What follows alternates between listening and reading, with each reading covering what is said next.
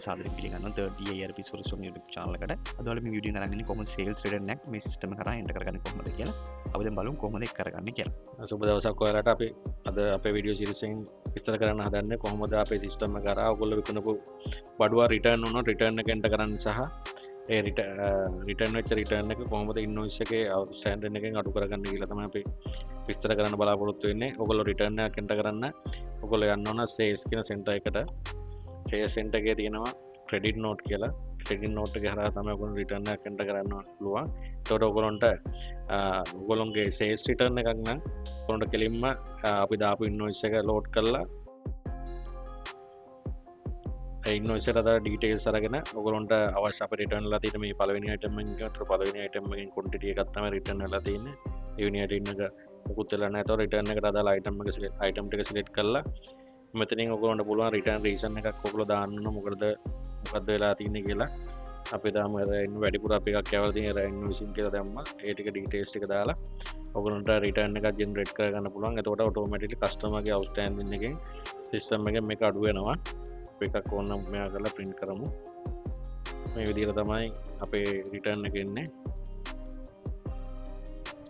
ඊට පස්සේ අපි බලමු මේක අවුට්ස්ටෑන්ඩින් අඩු වුණාද කියලා. එතකොට අපි මෙතන sales වලට ගිහින් custom balance detail එක ගිහින් ලංකා furniture කියන කෙනාව අපි select කරගත්තා නම්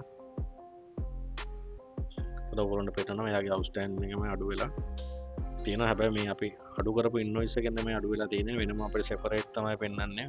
435ක් එයාගේ අපි රිටර්න් එකක් ඇදලා තියෙනවා කියලා. එතකොට මේ රිටර්න් එක ඇප්ලයි කරන්න මුලින්ම මේකට අදාළ ඇඩ්මින් කෙනෙක් මේ රිටර්න් එක අප්‍රූව් කරන්න ඕන. එතකොට අප්‍රූවල් එකට ගිහින් එතන ක්‍රෙඩිට් නෝට් කියලා තියෙනවා. ක්‍රෙඩිට් නෝට් එකට ගිහින් අවශ්‍ය රිටර්න් එක මුලින් අප්‍රූව් කරලා ඉන්න ඕන. ලංකා ෆර්නිචර් කෙනාගේ 435 රිටර්න් එක අප්‍රූව් කරලා ඊට පස්සේ මේක අපේ ඉන්වොයිස් එකකට සෙටල් කරන්න ඕන නම් ඔයගොල්ලෝ මෙතනට යන්න කැෂ් ඇන්ඩ් බෑන්ක් කියලා. කැෂ් ඇන්ඩ් බෑන්ක් එකේ පේමන්ට් රිසිට් කියන එකට යන්න ඕන.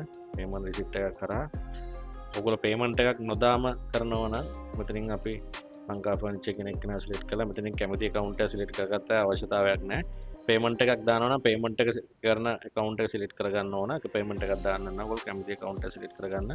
කැෂ් ඉන් නැහැ නේද මොකක් කරේ. පේමන්ට් එකක් දාන්න. අපි ගමු පේමන්ට් එකත් එක්කම අපි දානවා නම් මෙතනින් අපි 1224 වෙනි මේකෙන් අපි බැලන්ස් පේමන්ට් එක තමයි ගෙවන්නේ. එතකොට 435ක් අඩු වුණා. අපි ඊට බලමු. අපි ගමු රුපියල් 1000ක් ගෙවනවා කියලා යට. 1000ක් නම් 1000 ගෙවුවා.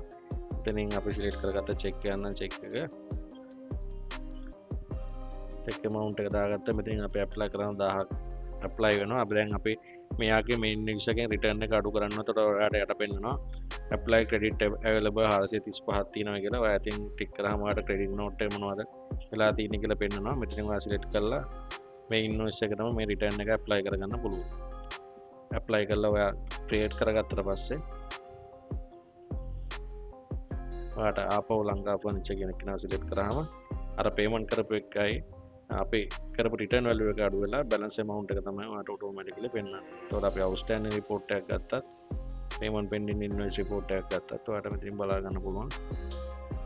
මේ ලංකා ෆර්නිචර් එයාගේ තව රුපියල් 94යි සත ගානක් තමයි ගෙවන්න තියෙන්නේ. මේ විදිහට තමයි අපේ සිස්ටම් එකේ කොහොම රිටර්න් එන්ටර් කරන්න සහ ඒට අමතරව ඔයගොල්ලෝගේ මාකට් රිටර්න් එකක් වුණත් ඔයගොල්ලෝගේ ඉන්වොයිස් එක දන්නන්න නම් කාගෙන්ද මොන ඉන්වොයිස් එකෙන්ද රිටර්න් උනේ කියලා ඔයගොල්ලන්ට මාකට් රිටර්න් එක මැනුවලි එන්ටර් කරන්න පුළුවන්.